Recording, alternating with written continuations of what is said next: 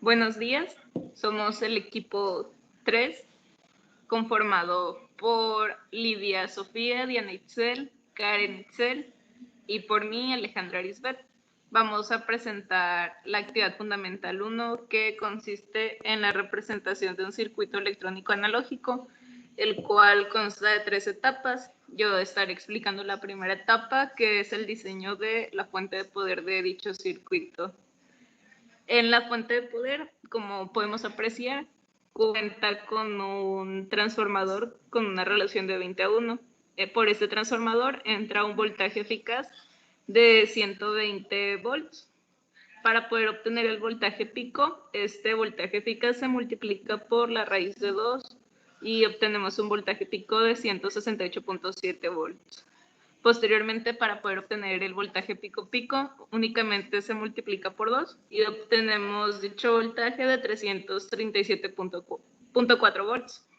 Este voltaje es el que entra por el transformador y posteriormente, debido a la relación con la que cuenta dicho transformador, se divide entre 20 y estaríamos obteniendo una salida de 16.87 volts, que es aproximadamente igual a 17 volts. Estos 17 volts pasan a través de los diodos, por lo cual se hace un rectificador de onda completa. Posteriormente, para poder obtener el valor del capacitor 1, que podemos apreciar ahí, utilizamos la fórmula de voltaje máximo entre voltaje rizo por frecuencia por resistencia L. El voltaje máximo es el voltaje que calculamos anteriormente, que es de 17 volts.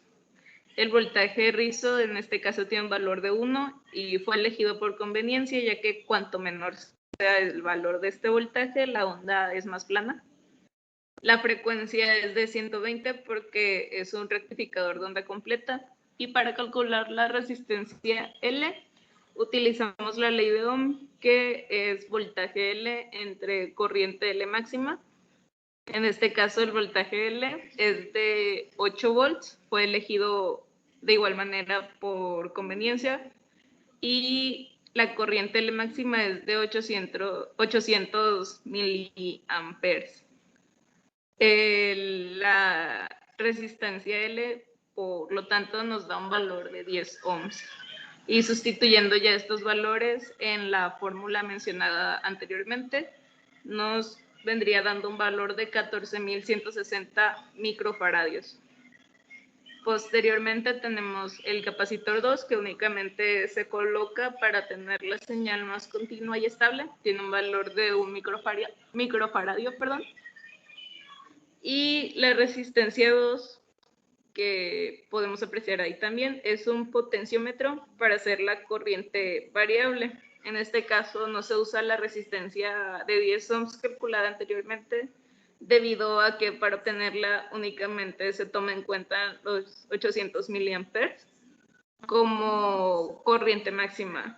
Si se colocara dicha resistencia, no sería posible apreciar lo que ocurriría en el circuito si se aumentara el valor de esa corriente, por lo cual fue preferible, o se optó en este caso por colocar un potenciómetro en dicha resistencia. Bueno, la siguiente etapa es la número 2, que consiste en un amplificador de instrumentación.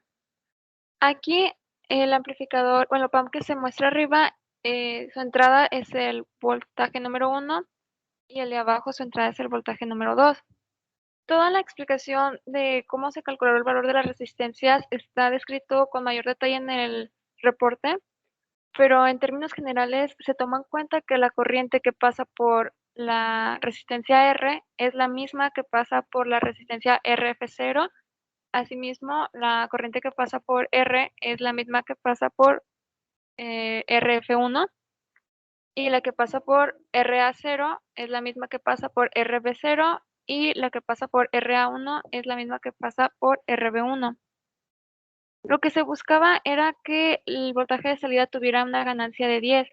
Esto significa que la corriente de entrada se va a multiplicar pues por 10, y con esto se van a poder posteriormente comparar.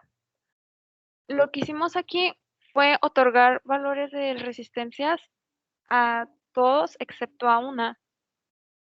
Y se despejó R. RF se dio el valor de 300, RA se dio el valor de 500 y RB se dio el valor de 1000.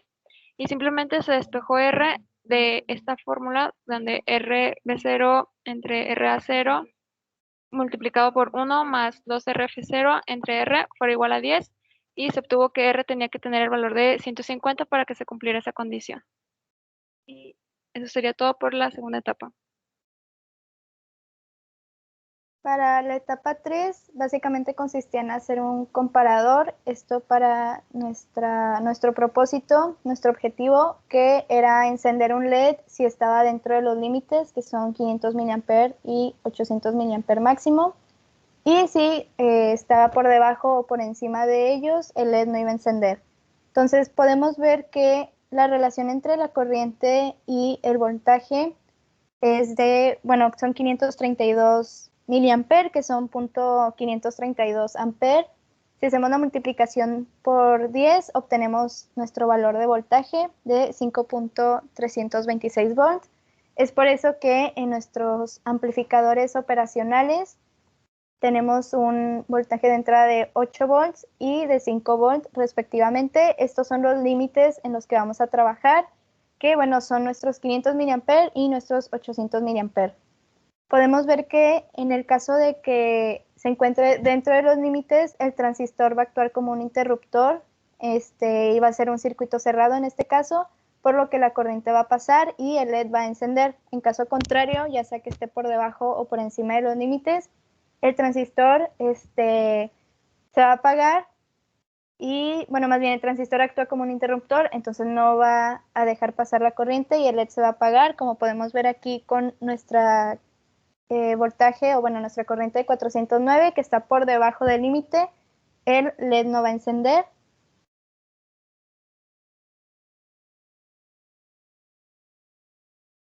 Si aumentamos los valores por encima de los 800 mA, podemos ver que de igual manera el LED no va a encender. Y podemos ver también que si lo dejamos en nuestro valor normal de entre 500 y 800, ahí podemos ver que el LED está encendido. Eso sería todo.